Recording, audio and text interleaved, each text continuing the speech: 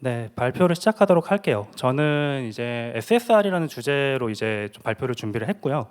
뭐 되게 많으신 프론트엔드 엔지니어 분들이 SSR 때문에 고민을 많이 하시는데 그거에 대해서 작은 힌트라도 됐으면 좋겠습니다. 우선 제 소개를 조금 드리면요. 일단은 제 실명은 제가 되게 부끄러워하는 실명인데 뭐 유명한 사람이랑 이름이 같아가지고 이름은 김태희고요. 근데 제가 이제 회사나 온라인상에서는 로또라는 이름을 쓰고 있어요. 그 복권의 로또가 아니고요. 그 토랑 또의 발음을 잘 주의해 주셔서 감사하겠습니다. 그리고 제가 2009년에 좀 이제 다른 사람들과 좀 특이하게 그 군대에서 웹 개발을 시작을 했어요. 그 군대에서 JSP로 처음 웹 개발을 시작을 했고요. 그러니까 생각보다 고인물이죠. 그리고 이제 홍대에서 이디어츠라는 이름으로 인디밴드 활동을 하고 있습니다. 베이스를 치고 있고요. 그래서 뭐 보시면 네, 저희 슬랙 프사인데 그리고 지금 프로그래머스라는 곳에서 프론트엔드와 관련된 강의랑 스터디를 하고 있고요. 지금 이런 거 하고 있습니다. 그리고 이제 인디스트릿이라는 사이트를 만들고 운영을 하고 있어요. 제가 홍대에서 인디밴드 활동을 하다 보니 좀 그런 경험들을 살려서 이런 데이터를 잘 아카이빙하고 좀 찾아볼 수 있는 그런 서비스를 만들고 있고요. 그래서 보시면 네, 요거는 저의 밴드에 데이터를 넣은 거고요. 잠깐 보여드리면 아이고 잠시만요. 제가 키노트가 처음이어가지고 네, 요런 사이트고요. 보시면 이렇게 뭐 그냥 아티스트들 정보나 공연 정보 같은 거 이렇게 볼 수 있는 그런 사이트입니다. 관심 있으시면 들어가시면 좋을 것 같아요. 해서 오늘 다룰 내용을 좀 말씀을 드리면 오늘은 이제 주로 렌더링에 대한 얘기를 좀 할 거예요. 어쨌든 SSR이라는 거에 R이 렌더링이니까 그거에 대한 얘기를 좀 할 거고 뭐 CSR, SSR 이런 얘기는 많이 들어보셨을 건데 이게 근본적으로 어떤 게 다른지를 잘 이해를 하셔야 제가 뒤에 하는 내용들을 잘 이해할 수 있으셔가지고 그래서 그 얘기를 좀 할 거고요. 여기서 이제 렌더링이라고 하면 그 화면을 그리기 위한 HTML 스트링을 생성하는 주체가 누구냐에 포커싱을 하시면 돼요. 그러니까 그 HTML 스트링을 만드는 주체가 누구냐 그거에 대해서 잘 생각하시면 되고요. 그리고 이제 제가 지금 일하고 있는 당근마켓 동네생활팀에서 SSR을 사용하고 있는 이유, 도입한 이유에 좀 설명을 드릴 거고, 그 다음에 이제 스트리밍 SSR을 왜 도입했는지, 그리고 작업을 했을 때 어떤 문제가 또 있었는지 그런 거에 대해서 좀 설명을 드리도록 하겠습니다. 우선 제가 앞에서도 좀 설명을 드렸는데 SSR을 이해하시려면은 우리가 렌더링이라고 이야기하고 있는 그 작업들이 어떤 변천사를 거쳤느냐를 아는 게 굉장히 중요해요. 그래서 우리가 사실 그 공부를 하고 쓰고 있진 않지만 기본적으로 이제 웹 서버에서 정적인 파일들을 내려받는 방식의 스태틱 웹사이트가 최초에는 있었겠죠. 그래서 이거는 이 URL이 곧 해당 디렉토리에 있는 index.html을 내려받는 방식인 거고 그러면은 이제 디렉토리의 파일 구조가 곧 주소가 되는 방식인데요. 그래서 사실 보시면은 뭐 이런 식으로 이 퍼블릭 디렉토리를 이제 로컬호스트로 서빙한다고 하면은 만약에 로컬호스트 3000으로 들어오면은 여기 지금 요 퍼블릭에 있는 index.html이 내려올 거고요. 그 다음에 요 뮤지션즈로 가면은 뮤지션즈에 있는 index.html이 내려올 거고요. 뭐 이런 식으로 그래서 우리가 이제 그 스태틱 웹사이트 방식이라고 하면 우리가 보고 있는 모든 페이지별로 이 정적인 페이지가 존재한다라고 이해하시면 돼요. 이제 그 다음에 나온 게 여기서 계신 분들 중에서는 써보신 경험이 있을지 모르겠는데 커먼 게이트웨이 인터페이스라고 이게 CGI라고 불리는 친구거든요. 그러니까 요거는 이제 결국은 정적인 HTML이 들어오면은 우리가 보통 뭐 데이터베이스나 그런 걸 뒤져가지고 화면을 보여줘야 되는데 정적인 거니까 그게 안 될 거잖아요. 그래서 이 웹서버에서 요청을 받으면 특정한 프로그램을 실행을 해서 그걸로 뭔가 처리를 한 결과를 내려주는 게 이제 흔히 얘기하는 CGI예요. 그래서 보시면 여기에 요 웹서버에 뭔가 물려 있죠. CGI라고. 요거는 뭐 PHP나 그런 거 해보신 분들이라면 해보신 경험 있을 거예요. 뭔가 엔진엑스에 뭐 패스트 CGI 연동해가지고. 근데 최근에 프론트엔드 하시는 분들은 아마 처음 들어보시는 분 많으실 거예요. 결국은 앞에 정적인 문제를 해결하려고 요게 나왔다까지 이해하시면 되고요. 이제 그 다음에 나오는 게 요 서버 사이드 템플릿인데 요건 이제 그 웹 서버에서 이제 정적인 HTML 주는 게 아니고 별도의 서버 애플리케이션이 있고요. 그 다음에 해당 서버 애플리케이션이 조건과 로직에 따라서 서버에서 HTML을 생성해 주는 방식이에요. 그러면서 이제 이 서버 애플리케이션은 앞에 CGI랑 조금 개념이 다른 게 웹 서버가 없어도 되고 얘만 있어도 상관이 없어요. 그래서 뭐 서버 애플리케이션은 뭐 흔히 뭐 자바, 파이썬, 루비 뭐 이런 걸로 구성이 될 수 있고요. 그리고 하나의 언어에서도 굉장히 다양한 종류의 템플릿들이 존재를 합니다. 제가 아까 자기소개할 때 말씀드렸던 JSP도 자바의 그 템플릿 중 하나라고 보시면 될 거예요. 그래서 요 경우 같은 경우는 어쨌든 이런 언어에서 자바스크립트를 실행할 수가 없으니까 HTML의 생성만 얘가 다 하고요. 그 다음에 실제로 이제 그 뭐 클릭했을 때 뭐가 실행되거나 뭐가 나오거나 하는 것들은 이제 자바스크립트를 별도로 실행을 해야 돼요. 클라이언트에서. 그래서 그런 과정을 거쳐야 된다까지는 이해하시면 될 것 같고요. 그래서 보시면은 대충 이런 모양이에요. 그래서 제가 웹서버는 필수가 아니다라고 말씀드렸는데 보통은 웹서버를 두긴 하죠. 이렇게. 그래서 이제 뭔가 애플리케이션 서버가 이제 뭐 데이터베이스랑 통신을 하거나 다른 API를 찌르거나 하는 식으로 되어 있고요. 서버 템플릿은 종류가 굉장히 많아요. 제가 여기는 일부밖에 안 했는데 뭐 그 프론트엔드의 프레임워크가 너무 많이 바뀐다라는 얘기 많이 하시는데 사실 저는 그보다 훨씬 전에 이 템플릿이 너무 많이 나오고 너무 많이 바뀌어가지고 힘들었던 기억이 나거든요. 그래서 뭐 최근에는 이 서버 사이드 템플릿 자체를 많이 안 쓰기는 하지만 그래도 이런 정도의 역사가 있었다 정도만 아시면 되고요.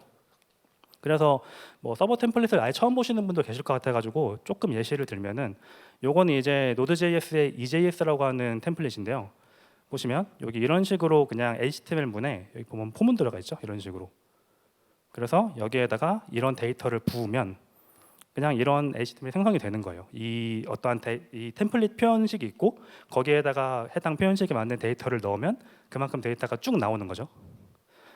그래서 이 방식이 결국 여러분들 여기 계신 분들 중에서 이 방식으로 작업을 해보신 분이 많이 없으실 것 같은데 이게 왜냐하면 몇 가지 문제점이 있거든요. 일단은 이게 UI가 단순했던 시절에는 이것만으로도 충분했는데 지금은 UI가 굉장히 복잡한 경우가 많죠. 그래서 뭔가 사실 화면을 그리는 것도 그리는 건데 그 이후의 기능들을 되게 많은 자바스크립트를 실행해서 처리를 하는 게 현재 지금 방식인 거고 그러다 보니까 이게 기능 구현에 따라서 같은 뷰로직이 서버 사이드와 클라이언트 사이드에서 중복이 되는 경우가 있어요. 이게 무슨 얘기냐면 예를 들어서 이제 처음 렌더링은 뭐 그런 자바나 그런 데서 이제 주는 템플릿으로 그렸는데 거기서 뭔가 더보기를 한다거나 아니면은 이제 그런 API를 호출해서 동적으로 뭔가를 한다거나 할 때는 그럼 또 자바스크립트에서 그런 마크업을 만들거나 그런 것 해야 되는 건데 이게 사실 굉장히 괴로운 경험 중 하나였고요.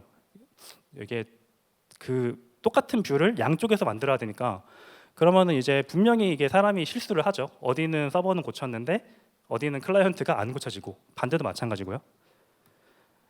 그러다 보니까 이게 뭐 사실 요걸 한창 하던 때는 우리가 프론트엔드라고 부르던 직군이 약간 애매하던 직군이기도 해서 보통 이 작업을 이제 뭐 그냥 웹 디벨로퍼나 그런 사람들이 했는데 이런 것 때문에 작업자 입장에서 고통이 굉장히 심했어요. 이 방식이. 그리고 이 방식의 또 문제점 하나가 결국은 이게 서버에서 뷰로직을 거쳐서 HTML을 만드는 방식이다 보니까 그 API를 호출하거나 DB를 쿼리하는 데 시간이 오래 걸리면 그냥 화면이 하얗게 나오거나 검게 나왔다가 뿅 나오는 문제가 있었거든요. 그래서 이것 때문에 그냥 화면 API가 오래 걸리면 그 우리가 그 라이트하우스나 그런 거 보시면 FID라고 하는 점수가 있는데 이 점수가 되게 낮게 나오는 문제가 있었어요. 그래서 이제 다시 시대가 흘러서 그 우리가 CSI를 보는 클라이언트 사이드 렌더링이 나오게 되죠. 요거는 이제 브라우저 성능이 좀 많이 발전도 했고 그 자바스크립트 스펙이 좀 고도화되면서 아예 렌더링을 양쪽에다가 넣는 게 아니라 다 그냥 클라이언트에서 해버리자라는 움직임이 나오기 시작을 하고요. 그러면서 이제 API는 이제 완전히 떨어져 있고 그다음 웹 애플리케이션은 HTML, CSS, JS 혹은 뭐 이미지만 존재하는 형태예요. 뭐 최근에 작업하시는 분들은 많이 익숙하실 텐데 그래서 이제 뷰로직은 전부 클라이언트에 있고 서버에서는 그냥 API만 내려주는 형태가 되는 거예요. 그래서 이 방식으로 했을 땐 결국은 클라이언트 애플리케이션은 HTML, CSS, JS만 있으니까 개념적으로는 제가 처음에 얘기했던 그 스태틱 웹사이트와 같아요. 거의. 그래서 이 스태틱 그 별도의 애플리케이션 서버가 없고 정적인 파일만 있으니까 배포를 그냥 CDN에 하는 걸로 배포가 끝나버리죠. 별도의 서버가 없기 때문에 그 서버를 띄워놓을 필요가 없고요. 그렇기 때문에 이게 앞에서 말씀드렸던 그런 서버 사이드 템플릿을 할 때보다 내가 애플리케이션 서버를 관리할 일이 없어지니까 굉장히 부담이 적어지고 배포 속도도 굉장히 빠른 그런 장점이 있어요. 그리고 이제 클라이언트 입장에서도 사실 이 부분이 제일 좋은 부분인 것 같은데, 결국은 이게 CDN이라고 하는 게 트래픽이 많이 몰려도 이거에 대한 대응을 인프라 레벨에서 해주거든요. 그러니까 여러분들이 클라이언트를 만들었는데 갑자기 트래픽이 엄청 몰려요. 그러면 클라이언트 입장에서는 이 트래픽이 몰린다고 막 CDN 서버를 증설하고 할 일이 없겠죠. 대신에 이제 백엔드 하시는 분들은 죽어나겠지만, 그리고 물론 이제 UI 처리는 해줘야겠죠. 뭐 지금 뭐 API 호출이 안 되거나 그럴 때는. 그래서 이 방식으로 했을 때 달라지는 것 중에 하나가, 기존에는 이제 서버가 있으면은 해당 서버에서 URL 라우팅 처리를 했었는데 이제는 라우팅 처리도 클라이언트에서 하게 바뀐 거예요. 그래서 이게 여러분들이 알고 계시는 싱글 페이지 애플리케이션 SPA라고 하는 부분입니다. 그래서 이제 요거에 대한 흐름을 보시면 아마 이런 내역을 모르셔서 많이 겪으셨던 실수 중 하나가, 그 배포한 다음에 새로 고침하면 화면이 사공사가 뜨는 경우가 되게 많을 거예요. 왜냐하면은 실제로 그 index.html 경로를 말고 나머지 이제 클라이언트에서 라우팅 처리하는 요청을 그냥 CDN에 던지면은, 그럼 그 CDN은 실제로 그 경로에 있는 index.html을 부르려고 할 거예요. 근데 없죠. 그래서 대부분의 그런 뭐 버셀이든 아니면은 뭐 클라우드 프론트 통해 배포를 하든 이런 상호사 에러가 뜨면 무조건 루트에 있는 index.html로 요청을 돌려버려요. 그런 처리를 해주게 돼 있어요. 이런 내용, 이런 맥락 때문에. 그래서 보통 이런 웹 클라이언트에서 index.html을 불러오고요. 그 다음에 이제 요 index.html 불려지면 해당 index.html에 있는 뭐 JS, CSS를 불러오는 요청이 있겠죠. 걔들을 쭉 불러오고, 그 다음에 이제 뭔가 API를 찔러서 화면을 그리는 거. 이게 이제 여러분들이 잘 알고 계시는 CSR 방식의 그런 동작이고요. 그래서 샘플 코드를 잠깐 보여드리면,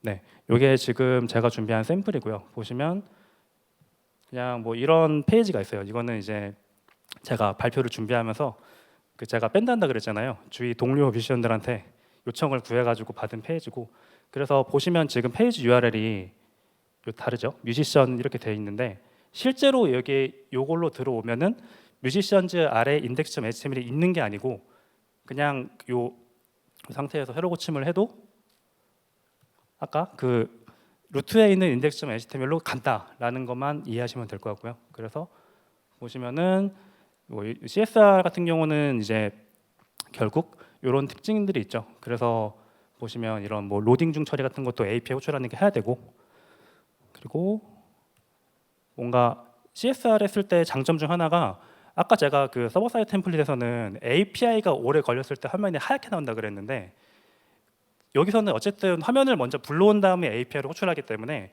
API가 오래 걸려도 현재 로딩 중이다라는 인지를 사용자에게 줄 수가 있어요. 이게 되게 중요한 포인트라서 이것 때문에 이제 그런 서버 사이드 템플릿인데 렌더링을 그냥 CSR로 섞어하는 경우가 있었거든요. 과거에는 API 호출하는 게 오래 걸리고 그런 경우에는. 그래서 뭐 그런 부분이 있다 정도만 인지하시면 될 것 같고요. 그리고 사실 CSR이 문제점이 굉장히 많죠. 아마 다들 한 번쯤 겪으셨을 것 같은데, 일단은 제가 아까부터 계속 말씀드렸던 부분 중 하나가 고정된 index.html을 가지고 있다는 말씀을 드렸는데, 그렇다는 얘기는 이 SPA 형태로 되어 있는 이 친구들은 어느 요청을 가든 고정된 index.html 응답이 내려오기 때문에 어느 사이트를 들어가든 메타 태그라든가 그런 부분들이 다 똑같아요. 그래서 뭔가 회사에서 열심히 만들어서 런칭을 했는데 막 마케터나 그런 분들이 아니 왜 우리 제품은 어느 사이트들을 공유하든지 간에 똑같이 나오냐, 바꿔달라 한 적이 분명히 계실 거예요. 이거는 약간 전통적으로 겪는 문제 중 하나여가지고, 그래서 보면은 메타 태그가 다 똑같죠. 그래서 이런 문제가 하나 있고, 결국 이거는 제가 아까 되게 강조했던 부분, 어느 요청을 해도 같은 인덱스점 HTML을 내려주기 때문에 생긴다라고 이해하시면 돼요. 그래서 이게 크롤러나 봇이 보기에는 그냥 어느 요청을 때리든 간에 어느 페이지를 조회하든 간에 똑같은 HTML 응답이 내려오니까 그것 때문에 이제 동적으로 뭔가 할 수가 없어서 그런 거라서, 그래서 뭔가 이제 뭐 람다 엣지라든가 뭐 파이어베이스 펑션 이런 그 서버리스 펑션 그런 것들을 이용을 하면은 요청을 가로채 가지고 할 수는 있는데, 할 수는 있다이지 추천하고 싶진 않아요. 이것도 좀 쉽지 않은 그런 게 있어가지고. 그리고 이제 성능적인 문제가 좀 있는데요. 이게 처음에는 이제 바디가 텅 비어 있다가 자바스크립트 로딩이 끝나고 각종 코드들이 쭉 실행이 되면서 화면이 그려지는 방식이에요. 그러다 보니까 이 클라이언트에서 처음에 실행해야 되는 JS의 양이 많아질 수밖에 없는데, 이게 체감 속도가 그 생각보다 좀 느리게 느껴질 수 있고요. 특히 모바일에서는 더 이게 체감이 돼요. 그래서 아마 라이트하우스 같은 거 많이 돌려보시면은 그 자바스크립트 이밸리에이션 타임이 길어가지고 막 점수가 낮게 나오고 그런 경우 있을 거예요. 그리고 이제 요 메모리 누수에 취약하다는 부분은 어떤 부분이냐면, 그 과거에 서버 사이드 템플릿 같은 경우는 우리가 페이지 이동을 하면 브라우저가 새로 고치면 되거든요. 그렇기 때문에 메모리가 누수가 돼도 결국은 새로 고침이 되니까 그 메모리를 비우는 효과가 있다고 보시면 되는데, SPA는 결론적으로 새로 고침을 하는 게 아니라 화면이 이동을 하면은, 그러니까 라우팅 이동을 하면은 거기에다 그냥 JS로 새로 그리는 방식이에요. 그래서 특히 이제 뭔가 광고 같은 걸 넣으신 분들이면 그 광고 스크립트들이 안 그런 데도 있긴 한데 좀 유저 브라우저에 헛짓거리를 많이 하려고 해요. 그리고 이벤트가 잔뜩 건다거나 아니면은 뭔가 스크립트를 잔뜩 실행해 놓고 뭔가 제대로 처리 안 하거나, 그래서 화면을 켜놓고 있으면 사이트가 점점 느려지는 경험이 계신 분이 계실 거예요. 뭐 특히 광고 같은 거 많이 들어가는 곳이면. 그래서 이런 문제가 있다라고 알아두시면 되고요. 그래서 이제 다시 얘기가 나오기 시작한 게 SSR, 요 서버 사이드 렌더링이죠. 요건 사실 제가 느끼기에는 결국 이게 노드.js의 발전 때문에 나왔다고 생각이 되는데, 결국은 노드.js가 그 자바스크립트의 그 런타임 중 하나인데, 이걸로 만약에 우리가 그 아까 말씀드렸던 애플리케이션 서버를 한다고 하면은 결국 클라이언트랑 서버가 같은 언어로 렌더링을 할 수 있다가 되는 거거든요. 그래서 이 같은 언어로 클라이언트와 서버 렌더링을 할 수 있다는 점 때문에 사실 이 부분이 되게 중요한데, 이것 때문에 기존에 제가 말씀드렸던 그 서버 사이드 템플릿하고는 좀 다른 방식이라고 보셔야 돼요.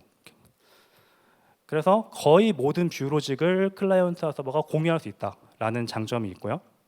그래서 뭐 요거는 뭐 리액트나 뭐 뷰나 앵귤러, 스벨트 되게 많은 그런 라이브러리나 프레임워크에서 요 SSR을 지원을 하는데 방식은 조금씩 다를 거예요. 그래서 요 그러니까 결론적으로는 이 HTML 생성을 서버에서 해준다라는 측면 때문에, 그래서 그 부분에 그런 맥락에서는 앞에 말씀드렸던 요 서버 사이드 템플릿과는 유사한 측면이 있습니다. 그래서 이제 이렇게 될 건데요. 웹 클라이언트가 노드.js 서버에다 요청을 하면, 그러면 이제 요 서버 내에서 뭐 제가 여기 그림에서는 API를 그리게 돼 있지만 뭐 실제로 노드에서 그냥 쿼리를 조회할 수도 있고요. 그런 걸 통해서 이제 뭔가 데이터를 쭉 모은 다음에 HTML 스트링을 뚝 만들어서 클라이언트에 떨굴 거예요. 그래서 이것도 제가 샘플을 만들어 놨는데,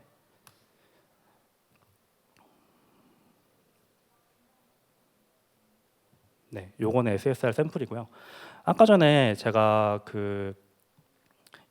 여기 CSR에서 보시면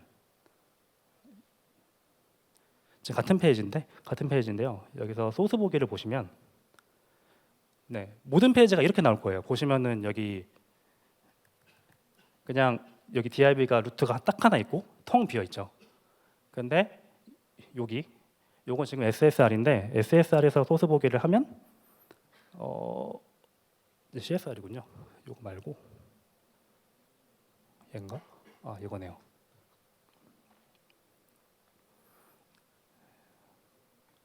보시면 다 생성이 되어 있죠. 이게. 그래서 사실은 이게 뭐 아까 전에 제가 API 호출할 때 오래 걸리는 거 얘기를 드렸는데, 그거랑 반대로 저 자바스크립트의 양이 엄청나게 많아지면 거꾸로 얘가 더 빠른 경우도 있어요. SSR 방식이. 그거는 뒤에 좀 더 설명을 드리고요. 그래서 뭐 그런 이제 장점이 있고요. 근데 이제 이것도 좀 문제가 있죠. 잠시만요. 슬라이드가 이게 사실 저는 이 부분이 굉장히 괴로운 포인트 중 하나인데 앞에서 CSR 같은 경우는 여러분들이 서버에 대해서 신경을 쓸 필요가 1도 없어요. 물론 이제 인프라가 죽거나 그런 경우는 있겠지만 근데 결국은 여러분들이 관리할 서버가 생긴다라는 거거든요. 이게 SSR을 하면. 그러니까 트래픽이 몰리거나 트래픽이 줄거나 할 때 서버를 늘리고 줄이는 걸 하셔야 돼요, 직접. 그리고 뭔가 서버 로그도 보셔야 되고 뭔가 노드 서버 갑자기 이제 메모리 릭이 생긴다. 그것도 체크해야 되고 그러다 보니까 또 이제 배포를 당연히 보통 많이 도커로 할 건데 도커로 같은 것도 배포하시면은 아까 앞에서 CSR 배포보다 배포하는 시간이 엄청 오래 걸리게 돼요. 엄청까지는 아니고 제 경험은 한 10배 정도? 다른 거는 이제 뭐 배포 3분이면 끝나는 게 도커로 가면 30분이 걸리고. 네. 그리고 세팅이 되게 복잡한 문제가 있는데 요거는 사실 뭐 Next.js라든가 뭐 비트 플러그인 SSR이라든가 리믹스 같은 것들이 나오면서 요건 리액트 기준이긴 한데 많이 희석이 됐어요. 근데 사실 이것도 이 세팅이 간단하다라는 거에 이면을 보시면 제가 말씀드렸던 되게 복잡한 것들을 얘네가 해주고 있다는 얘기거든요. 그러니까 제가 말씀드린 이런 맥락을 모르시면 여기서 문제가 생겼을 때 이게 내가 잘못 쓰고 있는 건지 인프라의 문제인지 서버의 문제인지를 알 수가 없게 돼요. 어쨌든 복잡성이 많이 올라갔다라는 거고 결론적으로는 제가 느끼기에는 이 부분이 제일 좀 힘든 부분인데 CSR만 하신 분들 입장에서는 개념들이 되게 복잡할 수 있어요. 이게. 그래서 제가 여기까지 이제 렌더링에 대한 얘기를 길게 했는데 이 렌더링에 대한 명확한 차이점을 아셔야 이게 뭐 대부분 되게 많으신 분들이 SSR을 해야 된다라고 이해하실 건데 그걸 내가 왜 해야 되냐, 어떤 장점을 얻을 수 있느냐, 그래서 이걸 챙기면서 어떤 리스크를 갖느냐를 명확하게 인지를 하셔야 사실 이거를 쓰실 때 좀 효과를 보실 수 있거든요. 그래서 좀 길게 얘기한 것도 있고 제가 뒤에 설명드린 내용들은 요 두 가지의 간극을 좀 이해하셔야지 좀 이해가 되실 거라서 좀 이렇게 시간을 잡아서 설명을 했고요. 그 다음에 저희 당근마켓 동네생활팀에서는 어떤 식으로 렌더링 전략을 가져갔는지 좀 설명을 좀 드리도록 할게요. 우선 제가 앞에 설명드렸다시피 저는 당근마켓에서 동네생활팀에 있고요. 그 당근마켓 보시면은 중고거래 말고도 그런 동네 커뮤니티 기능이 있는데 그거를 담당하고 있고요. 이 당근마켓이 생각보다 굉장히 많은 웹뷰를 쓰고 있어요. 그래서 이 대부분의 서비스가 리액트 기반의 CSR로 되어 있고요. 그리고 배포는 대부분 이제 그 파스, 그러니까 이제 뭔가 많이 아시는 버셀이나 클라우드 플레어 혹은 이제 S3의 클라우드 프론트로 배포를 하는 식이고요. 이게 이 웹뷰가 초창기에 핸드폰에서 로딩을 하는데 시간이 생각보다 오래 걸려요. 아마 요거는 웹뷰를 해보신 분들은 다들 아실 텐데 이게 그냥 저도 이거를 딥하게 파보진 않았는데 이 CSR 할 때 처음에 필요한 자원들 쭉 불러오고 그것들을 이제 자바스크립트 실행을 하고 하는데 걸리는 시간이 생각보다 오래 걸리는 것 같고요. 그리고 특히 이게 배포한 직후에 이 제가 아까 전에 그 점점 UI UX가 복잡해진다 말씀드렸는데 그렇다는 거는 처음에 실행해야 되는 JS 번들 용량이 점점점 커진다는 얘기거든요. 이게 캐싱이 안 된 상태 배포한 직후는 그 LTE망 폰으로 보시면 결국 그 2, 3메가를 다운받아야 되는데 그게 생각보다 오래 걸려요. 그래서 처음에 로딩이 오래 걸릴 수 있다인 거고 이제 그러다가 이제 원래 동네 생활에 있는 그런 기능들이 게시글 뭐 작성이나 조회가 네이티브였는데 얘를 웹뷰로 바꾸자는 얘기가 나와서 이제 한참 고민을 했죠. 왜냐하면은 이게 없던 기능을 만드는 게 하면은 괜찮은데 이미 사람들이 빠르게 쓰고 있던 기능을 웹뷰로 바꾸면 이거는 분명히 체감이 되거든요. 네이티브로 화면을 보다가 웹뷰로 보면은 그 화면이 전환되는 느낌이 분명히 약간 좀 이질적일 건데 그래서 고민을 하다가 개인적으로 저는 이제 Next.js의 그 정적 생성하는 걸 좋아하는데 그래서 아까 말씀드렸던 인디스트립도 그걸로 되어 있는데 이거를 회사에서 하기에는 조금 이제 리스크가 있었어요. 뭔가 그 기간도 정해져 있고 이 정도 트래픽 규모에서는 제가 또 해본 적이 없어가지고 그래서 일단은 그냥 SSR로 해보자라고 얘기가 됐고요. 이때도 뭔가 버셀의 서버리스를 할까 했는데 제가 올 2월에 그 버셀을 쓰다가 한번 그 503 에러를 겪은 적이 있어가지고 좀 그때 이후로 약간 신뢰를 잃은 상태라서 그래서 그냥 우리 당근마켓에 뭐 아까 전 시간에 여기 옆에서 그 SRE 팀 발표하셨는데 당근마켓의 SRE 팀이 되게 유명하거든요. 그분들의 인력을 이용하자. 그래서 그냥 내부 인프라를 쓰기로 했고요. 그리고 이때 한창 이 시기에 저희 프론트엔드 코어 챕터에서 코어 팀에서 SSR 관련된 보일러 플레이트를 작업을 하고 계셨고 이걸 좀 차용을 해서 만들었고요. 그리고 아시는 분들이 계시겠 모르겠지만 저희 그 스택플로우라고 하는 액티비티 관리 프레임워크가 있어요. 이게 웹뷰는 이 앱처럼 이렇게 보이는 걸 해주기 위해서 되게 많은 걸 해야 되는데 그런 걸 해주는 프레임워크거든요. 그래서 이거를 차용하고 있고, 그래서 이 스택플로우가 또 Next.js랑 살짝 그 컨셉이 안 맞는 부분이 있어가지고 그것 때문에 그냥 패스티파이를 이용한 자체 구축의 길을 선택을 합니다. 근데 결과적으로는 네, 사실 이거는 제가 뒤에서 말씀드리겠지만 웬만하면은 자체 구축하지 마시고 잘 만드는 거 쓰시고요. 이게 그래서 어쨌든 구현을 했어요, 외국들 끝에. 근데 이게 구현을 하고 보니까 몇 가지 문제가 있었는데, 여러분들 그 서스펜스 키워드 많이 쓰실 거예요. CSR 하시면서 서스펜스로 하고 그 다음에 그 리액트 쿼리나 아니면 이제 컴포넌트 그 레이지 로딩 할 때 서스펜스로 묶어서 그 부분을 이제 로딩 중 처리를 하는 걸 많이 하실 텐데, 그냥 저도 이제 좀 관성적으로 그렇게 했거든요. 그런데 리액트가 SSR 할 때 리액트 돔에 렌더 투 스트링이라고 하는 함수를 통해서 HTML을 만드는데 얘는 서스펜스를 지원하지 않아요. 그러니까 무슨 일이 생기냐면 요 렌더 투 스트링을 하다가 서스펜스를 만나면 얘가 SSR을 멈춰요. 그리고 렌더링을 클라이언트 맡겨 그냥 렌더링이 바뀌어요, 클라이언트 사이드로. 그래서 뭔가 리액트 관련된 에러 중에 많이 생기는 것 중에 하나가 뭐 이건데, 그래서 사실상 요거는 제가 구현한 방식은 완전한 SSR은 아니었어요. 좀 반쪽짜리 SSR이었고요.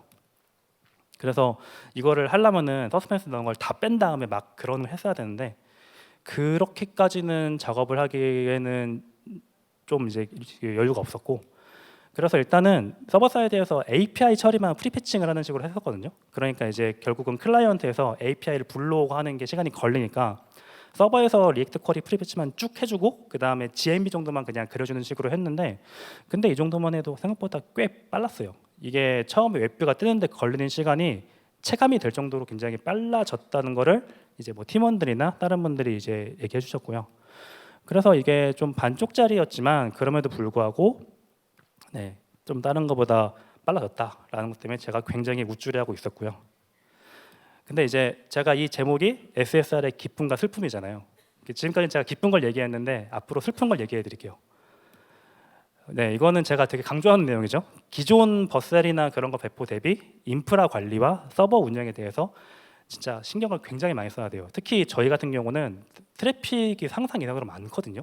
그러니까 이제 막 이것 때문에 굉장히 피곤했는데, 그래서 사실 저 같은 경우는 앞에서 말씀드렸지만 JSP한 경험이 있기 때문에 서버 코드를 보거나 인프라를 보거나 하는 게 좀 거리낌이 없는 편이라서 괜찮았는데, 만약에 그런 경험이 없으신 분이 이걸 하시면 굉장히 약간 패닉이 맞을 확률이 커요. 그래서 막 계속 그 모니터링 켜놓고 로그 보고 이제 매트릭 보면서 뭐 CPU가 얼마나 튀는지 보고 그거에 따라 그 노드 그 K8S 팟 늘리고 줄이고 막 이런 걸 해야 되거든요. 그리고 이거 배포 시간 오래 걸리는 거 말씀드렸죠.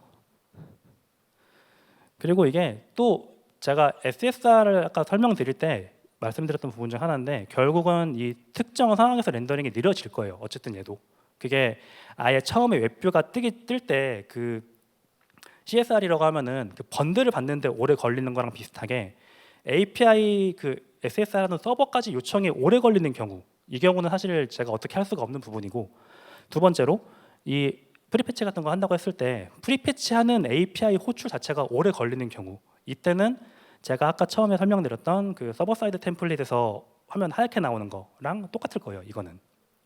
그래서 제가 이제 고민을 해서 이 부분 렌더링 내 API 콜이 오래 걸리는 거, 이거를 해결한 걸 설명을 드릴 건데, 그게 바로 이제 요 스트리밍 SSR이에요.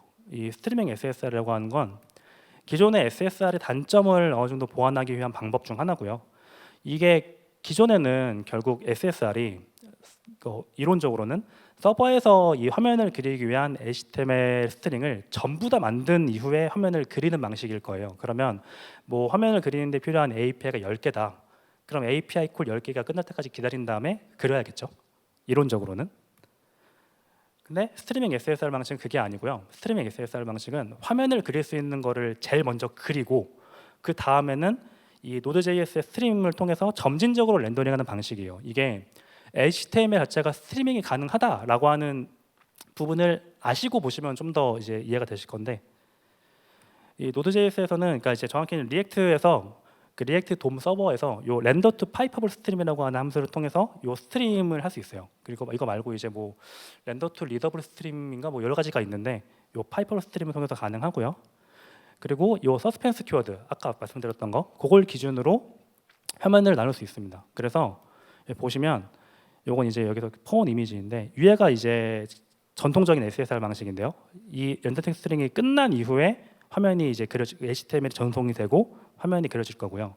이 스트리밍 SSR은 실제로 렌더링 하는데 이만큼 걸리더라도 보시면 여기 처음에 화면이 그려질 수 있는 부분을 먼저 그리고 그 다음에 점진적으로 이렇게 그리는 방식이라고 이해하시면 좋을 것 같고요.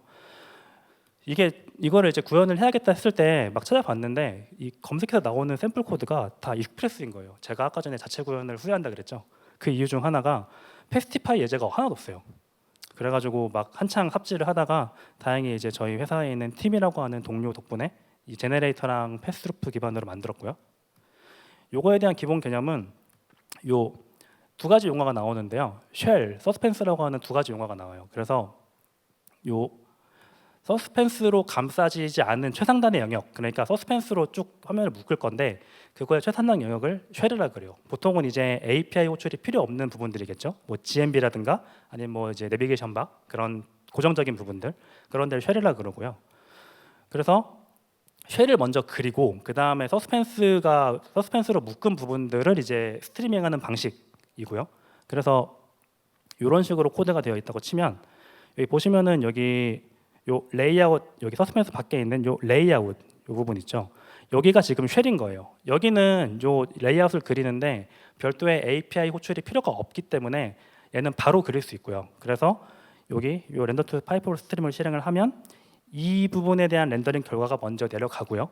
그 다음에 이걸 그린 이후에는 요 온쉘 레디가 호출이 됩니다. 그래서 온쉘 레디에서 요 파이프라고 하는 요 렌더 투 파이프 스트림의 그 실행된 결과가 나오는 요 함수가 있는데 이 파이프를 호출하면은 그때부터 스트리밍이 시작이 돼요. 어보트를 하면은 스트리밍이 취소가 되고요. 그래서 이걸로 쭉 스트리밍이 되는 방식이고요. 그래서 요 서스펜스로 묶인 것만큼 이제 그 뒤에 이제 그 청크가 나오는데 그래서 요거를 이제 제가 하는 방식은 요 기본 템플릿 HTML 있으면은 얘를 두 개로 쪼개요. 쪼개서 앞에는 헤드고 뒤에는 푸터라고 이름을 짓고요. 그 다음에 요걸 두 개로 쪼개는 이유가 제가 스트리밍 SSR로 만드는 부분들을 여기에다가 넣어야 되거든요. 여기 요 사이에다가 div 요 사이에다가 그래서 요거를 쪼개서 했고요. 요건 제가 한 방식이고 아예 요 템플릿 자체를 그 SSR에서 그리는 방식도 있어요. 그래서 두 개를 쪼개서 헤드, 푸터를 만들고 그 다음에 이제 요 헤드와 푸터의 사이에 들어갈 내용을 처리하는 이제 이런 함수를 만들고요. 이게 아까 말씀드렸던 그 요 파이프로 스트리밍하는 함수고 그 다음에 요 헤드랑 엘리먼트 투 리더블 앞에서 만든 그 SSR 그 스트리밍하는 거랑 이 푸터를 합치는 걸 만드는데 보시면 여기 이 일두문이 들어가죠. 그리고 여기 보면 별이 들어가요. 그러니까 제너레이터 문법을 썼다는 얘기예요. 그래서 요걸 이용해서 아까 앞에 있던 헤드 그리고 요 부분 요 포 어웨이트 여기 지금 청크 이 부분이 서스펜스로 묶여 있는 부분을 하나하나 렌더링하는 부분이에요. 그래서 이거를 쭉 다 돌면 그러면 이제 렌더링이 끝나는 거예요. 이 과정에서 또 스트리밍이 일어나겠죠. 그래서 요걸 서스펜스 되고요. 그리고 마지막으로 요 그 리더블 그러니까 Node.js의 리더블을 이용해서 요 리더블.프롬을 통해 호출을 하면 그러면 이제 요거를 그 패스티파이에서 얘를 그냥 리턴 시켜버리면 그러면 스트리밍이 시작이 되는 거예요. 그 스트리밍 SR 방식으로 렌더링이 되는 건데 그래서 여기 또 간단하게 데모를 좀 제가 준비를 했고요. 그래서 요거에 대한 차이를 조금 보여드리면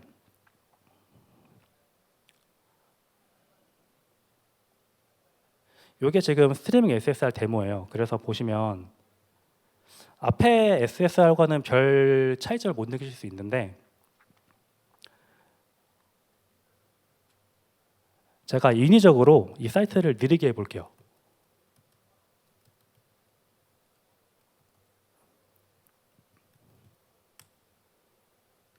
이거는 새 탭으로 띄워야 좀 잘 보이겠네요. 보시면은 제가 5초 동안 느리게 해놨는데 안 나오죠 아무것도. 일반 사용자들한테 이렇게 보시면 다 나갈 거예요 사이트를. 근데 요 스트리밍 방식으로 하면은 여기 똑같이 해도 딜레이를 넣어볼게요. 그러면 보시면은 요거 보이시나요? 로딩 좀 보이는 거? 이게 맨 처음에 그려지고 그 다음에 그려지는 방식이에요. 그러니까 아까 사용자들한테는 훨씬 더 좋은 경험을 줄 수 있는 거죠 이게. 만약에 이 방식이 아까 그 CSR과 같은 방식이다라고 했을 때 CSR 방식으로 했을 때도 얘 같은 경우는 API가 느려도 화면이 빨리 그려지니까 상관이 없거든요. 근데 SSR은 이 문제에서 자유로울 수가 없는 거죠. 그래서 이걸 스트리밍으로 하면은 이런 걸 좀 해결할 수 있다인 거고요.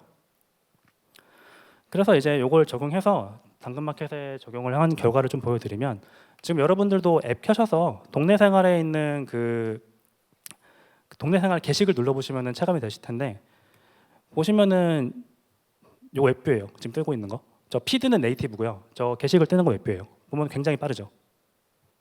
이게 다른 웹뷰랑은 경험이 많이 다를 거예요. 저 방식이. 네.